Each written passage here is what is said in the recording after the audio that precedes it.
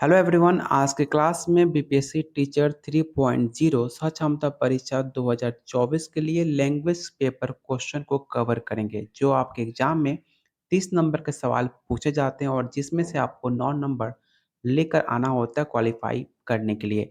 तो वीडियो के अंत तक आप जरूर बने रहिएगा, क्योंकि इस वीडियो में आपको प्रीवियस ईयर क्वेश्चन और आपके नए क्वेश्चन को शामिल किया गया है। तो सबसे पहले हम हिंदी क्वेश्चन को कवर करेंगे, उसके बाद हम इंग्लिश का क्वेश्चन को कवर करेंगे पूरे डिटेल में। तो वीडियो के अंत तक आप जरूर बने रहिएगा। चलिए शुरू करते हैं आज का पहला क्वेश्चन। पहला क्वेश्चन है, जिस वाक्य में कर्म के अनुसार क्रिया में परिवर्तन होता है उसे क्या कहते हैं? पहला ऑप्शन है कृतवाच्य, कर्मवाच्य, भाववाच्य या ऑप्शन डी है संयुक्त वाच्य। तो इसका राइट आंसर ऑप्शन आपका बी हो जाएगा, कर्मवाच्य। कर्मवाच्य उसे कहते हैं जिस वाक्य में कर्म के अनुसार क्रिया में परिवर्तन होता है उसे कर्मवाच्य कहते हैं। तो ऑप्शन इसका राइट आंसर हो जाएगा ऑप्शन बी। सेकंड क्वेश्चन है, वो खाता होगा। इस वाक्य में क्रिया किस काल है? आपको बताना है कि वो खाता होगा कौन सा क्रिया का काल है। पहला ऑप्शन है संगीत वर्तमान काल, संभव भविष्य काल, सामान्य भविष्य काल या ऑप्शन डी है संगीत भूतकाल। तो काफी आसान सा क्वेश्चन है। ये सवाल आपके प्रीवियस ईयर क्वेश्चन का पूछा हुआ सवाल है और इसका राइट आंसर ऑप्शन आपका ई हो जाएगा। अगला क्वेश्चन है, दिए गए शब्दों में नित्य एक वचन में प्रयोग होने वाला कौन सा शब्द नहीं है? आपको बताना है कि एक वचन में कौन सा शब्द कभी प्रयोग नहीं होता है। पहला ऑप्शन है जनता, आकाश, हस्ताक्षर या ऑप्शन डी है पानी। तो याद रखिएगा, जो आपका सिग्नेचर वर्ड है हस्ताक्षर कभी भी आपका एक वचन में प्रयोग होने वाला शब्द नहीं है। हमेशा सदैव आपके बहुवचन में से प्रयोग किया जाता है। बाकी जानता, आकाश और पानी हमेशा आपके एक वचन होते हैं। इसे जरूर याद रखिएगा। ये सवाल आपके एग्जाम के लिए काफी इंपॉर्टेंट है। अगला क्वेश्चन है, निम्नलिखित में कौन सा शब्द पुल्लिंग है?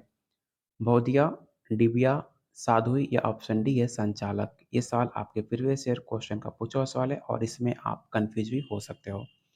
और इसका राइट आंसर क्या होगा आपको बताना है। तो इसका राइट आंसर ऑप्शन आपका डी हो जाएगा, संचालक आपका पुल्लिंग शब्द है। बाकी आपके तीनों वर्ड आपका स्त्रीलिंग है, लेकिन संचालक आपका पुल्लिंग शब्द है। इसे जरूर याद रखिएगा। क्वेश्चन नंबर अगला है कि निम्नलिखित वाक्य में रेखांकित किए गए भाग में कौन सा पदबंध है? आपको पदबंध बताना है। एक आपको वाक्य दिया गया है, इसमें आपको जो अंडरलाइन किया गया है उसको बताना है कि कौन सा पदबंध है। क्रिया विशेषण, संज्ञा, सर्वनाम या ऑप्शन डी है क्रिया।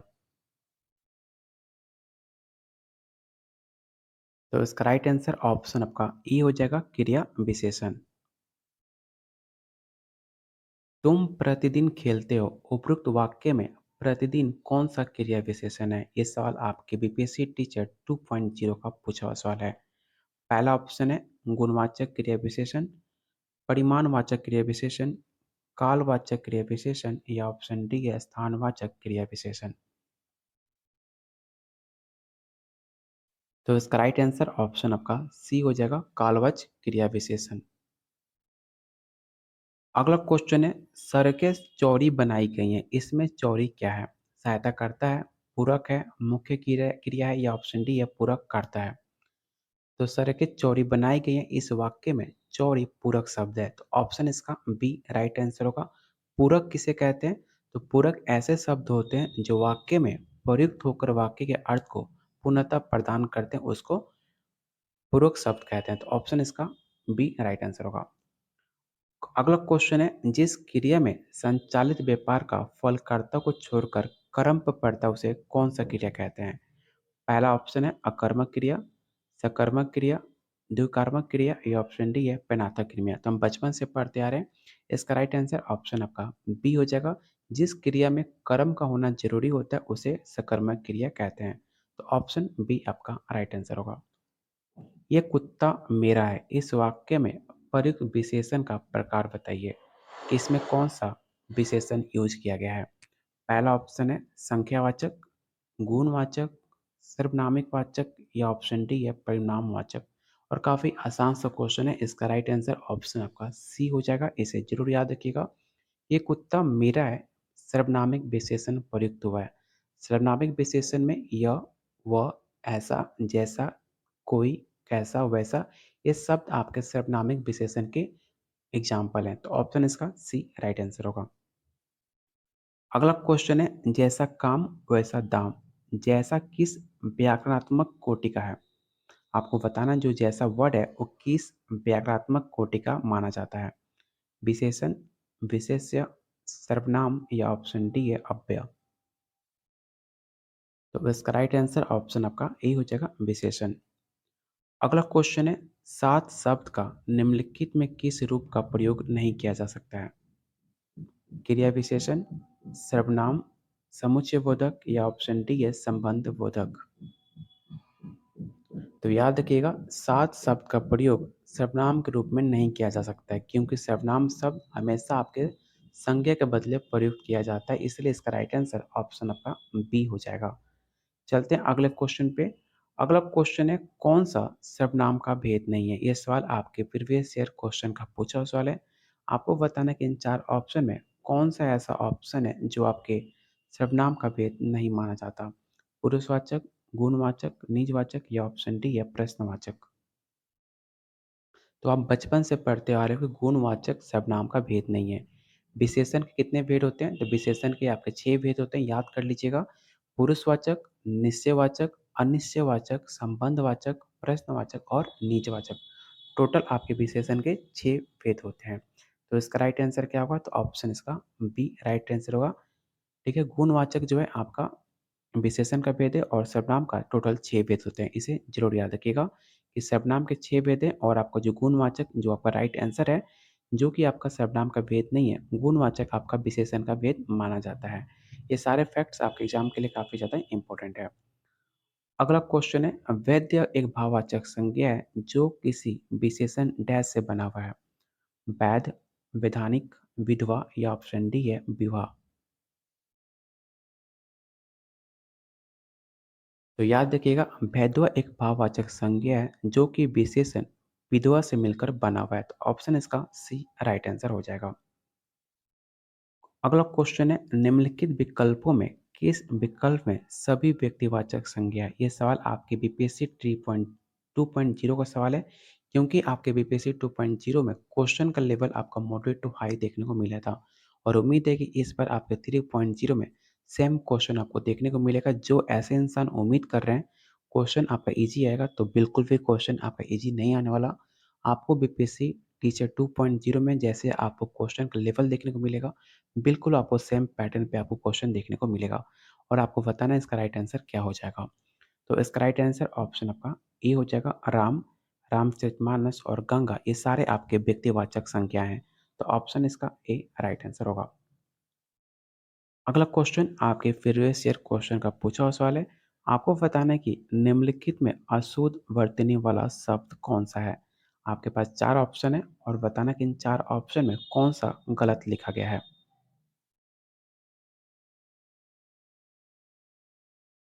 तो इसका राइट आंसर क्या हो जाएगा? तो ऑप्शन आपका डी हो जाएगा पौराणिक। इसको लिखा कैसे जाता है? तो इसको लिखा जाता है ऐसे, इसे ध्यान रखिएगा। ये आपका सही शुद्ध शब्द हो गया, लेकिन आपको जो यहाँ पर देख सकते हो यहाँ पर गलत लिखा गया है। ठीक है, तो इसका राइट आंसर ऑप्शन आपका डी हो जाएगा। अगला क्वेश्चन है, निम्नलिखित में शुद्ध वर्तनी वाला शब्द कौन सा है? फिर से आपको सेम पैटर्न पे आपको बताना है कि इन 4 वर्ड में कौन सा वर्ड आपका शुद्ध लिखा गया है। तो इसका राइट आंसर क्या हो जाएगा? ऑप्शन बी अंत्याक्षरी। अगला क्वेश्चन है, विराम चिन्हों की दृष्टि से कौन सा वाक्य शुद्ध है? ये सवाल आपके बीपीएससी 3.2.0 का पूछा हुआ सवाल है। आपको बताना है इसका राइट आंसर क्या हो जाएगा। तो इसका राइट आंसर ऑप्शन आपका बी होगा, सभी एक साथ चिल्ला उठे हम भी चलेंगे। तो इसका राइट आंसर ऑप्शन बी होगा। अगला क्वेश्चन है, मुझे बाहर जाना है, रेखांकित चिन्ह को पहचानिए। जो आपको यहाँ पर रेखांकित चिन्ह किया गया है, आपको बताना है कि कौन सा सिंबल है। पूर्ण विराम है, प्रश्नवाचक चिन्ह है, अल्प विराम है या ऑप्शन डी है लाघव चिन्ह है। तो इसका राइट आंसर ऑप्शन आपका बी हो जाएगा, पूर्ण विराम। ऑप्शन ए आपका राइट आंसर होगा। अगला क्वेश्चन है, हिंदी शब्दकोश में क के बाद कौन सा व्यंजन दिखाई देता है? काफ़ी इंपॉर्टेंट क्वेश्चन है। आपको बताना है कि हिंदी शब्दकोश में क के बाद कौन सा व्यंजन दिखाई देता है? ऑप्शन है ज्ञ, च, ख या ऑप्शन डी है छ। तो इसका राइट आंसर क्या होगा? तो ऑप्शन डी आपका राइट आंसर हो जाएगा। इसे जरूर याद रखिएगा, जैसे कि क प्लस स आपका हो जाता है छ। ठीक है, इसका राइट आंसर डी होगा। अगला क्वेश्चन है, छ वर्ण व्याकरण के अनुसार है। स्वर है, संयुक्त व्यंजन है, अनुस्वर है या ऑप्शन डी है व्यंजन। तो जस्ट मैंने आपको बताया कि जो आपका स्वर है वर्ण व्याकरण के अनुसार संयुक्त व्यंजन है। तो इसका राइट आंसर ऑप्शन आपका बी हो जाएगा। आज का हिंदी का लास्ट क्वेश्चन है, तो आपका हिंदी का क्वेश्चन नंबर 20 है। आपको बताना है कि निम्नलिखित में कौन सा संयुक्त स्वर नहीं है। आपको बताना है कि इन 4 ऑप्शन में कौन सा संयुक्त स्वर नहीं है। संयुक्त स्वर कौन-कौन से होते हैं पहले आपको पता होना चाहिए। तो याद रखिएगा, संयुक्त स्वर आपके, इसका राइट आंसर पहले क्या हो जाएगा? तो इसका राइट आंसर ऑप्शन आपका सी हो जाएगा, ओ। ठीक है, इसे याद रखिएगा और ओ आप राइट आंसर हो जाएगा। और संयुक्त स्वर कौन-कौन से होते हैं? तो याद रखिएगा ए, ओ और औ, ये आपके चारों संयुक्त स्वर हो गए। ठीक है, जो कि आपका ऊ जो है आपका संयुक्त स्वर नहीं होता है। ऊ क्या होता है?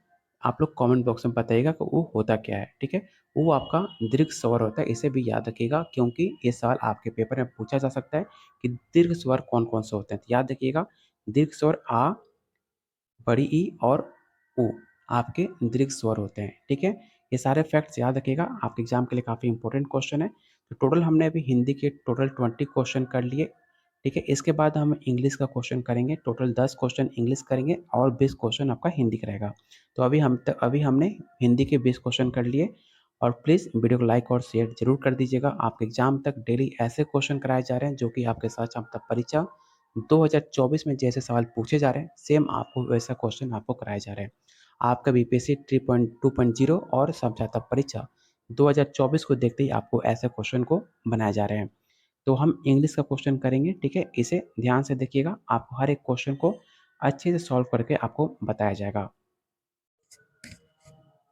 इंग्लिश का पहला क्वेश्चन है, select the option that will improve the underline part of the sentence. In case no improvement is needed, select no improvement required. मतलब कि एक आपको सेंटेंस दिया गया है जिसके अंदर आपको एक अंडरलाइन किया गया है। आपको बताना है कि इस सेंटेंस में जो अंडरलाइन किया गया वर्ड है इसमें कुछ इम्प्रूवमेंट की जरूरत है कि नहीं है।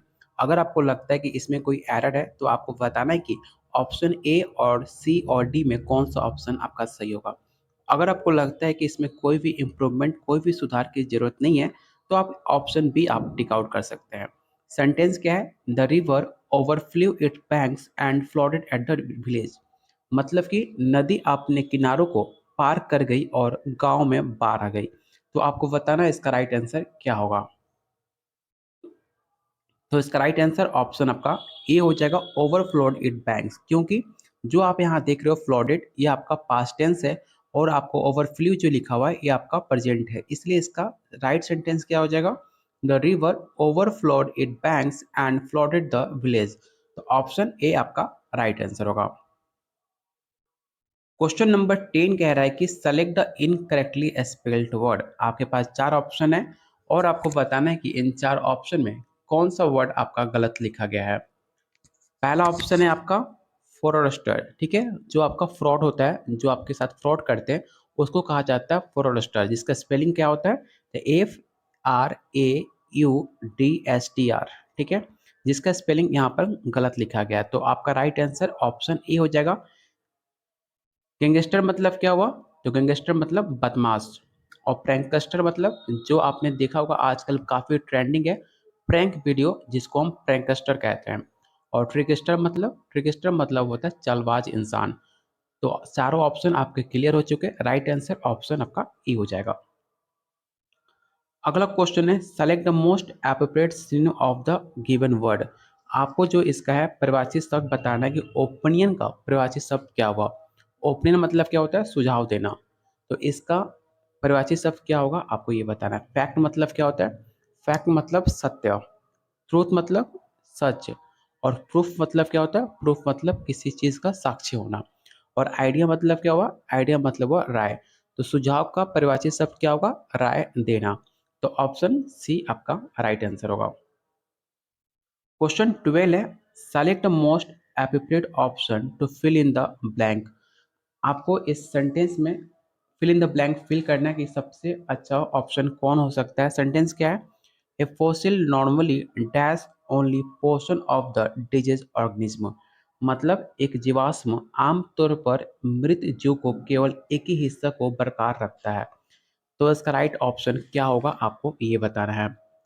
पहला ऑप्शन क्या है, मेंटेनेंस। मेंटेनेंस मतलब क्या होता है, कायम करना। और कंट्रोल मतलब किसी चीज को नियंत्रण करना। और इंक्लूड्स मतलब शामिल करना। और रिटेन्स मतलब क्या होता है, तो रिटेन मतलब बनाए रखना। तो यहाँ पर होगा a fossil normally retain only portion of the deceased organism. तो ऑप्शन सी आपका राइट आंसर होगा। Question number 13, select the most appropriate meaning of the given idiom. एक आपको इडम दिया गया, आपको बताना है कि फॉर गुड जो हिंदी हुआ अच्छे के लिए। आपके पास चार ऑप्शन है, कौन सा ऑप्शन इसको मीनिंग का सही मतलब बता रहा है। तो इसका राइट आंसर क्या होगा, तो इसका राइट आंसर ऑप्शन आपका सी होगा, फॉर एवर। अच्छे के लिए, हमेशा के लिए अच्छे, मतलब फॉर एवर। ऑप्शन सी आपका राइट आंसर होगा। अगला क्वेश्चन है, the following sentence has been divided into parts, one of them may contain an error, select the part of the contains the error from the given option। एक आपको sentence दिया गया है, ठीक है। उस सेंटेंस को दो से तीन पार्टों में डिवाइड किया गया है। यहाँ पर देख सकते हैं कि एक पार्ट, दो पार्ट और तीसरा पार्ट। तीन पार्ट में आपको बताना है कि कौन से पार्ट में एरर है। अगर आपको लगता है कि कोई भी एरर नहीं है तो ऑप्शन डी आप चुन सकते हो कि नो एरर, मतलब इस सेंटेंस में कोई भी एरर नहीं है। अगर आपको एरर कोई लगता है तो ऑप्शन ए और बी और सी में कौन सा ऑप्शन है आपको चुनना है।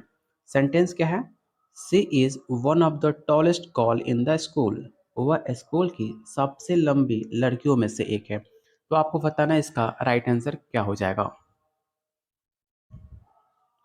तो इसका राइट आंसर ऑप्शन आपका ए हो जाएगा।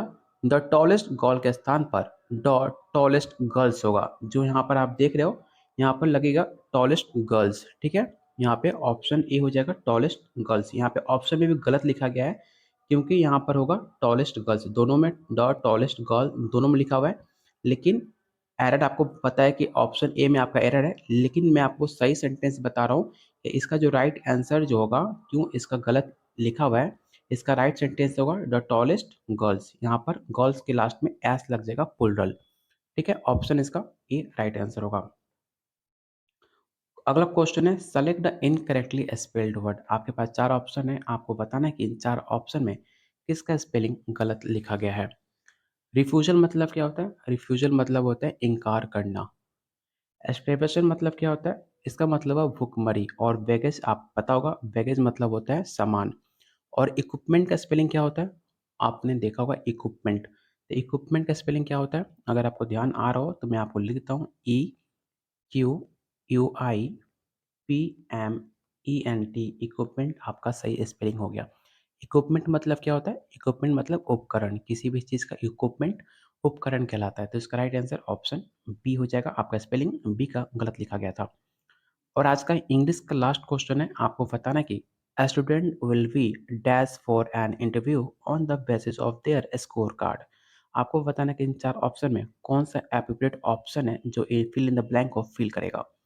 पहला ऑप्शन है कल्ड। कल्ड मतलब क्या होता है, तो कल्ड मतलब होता है आपका बुलाना, ठीक है। तो ऑप्शन राइट आंसर हो जाएगा।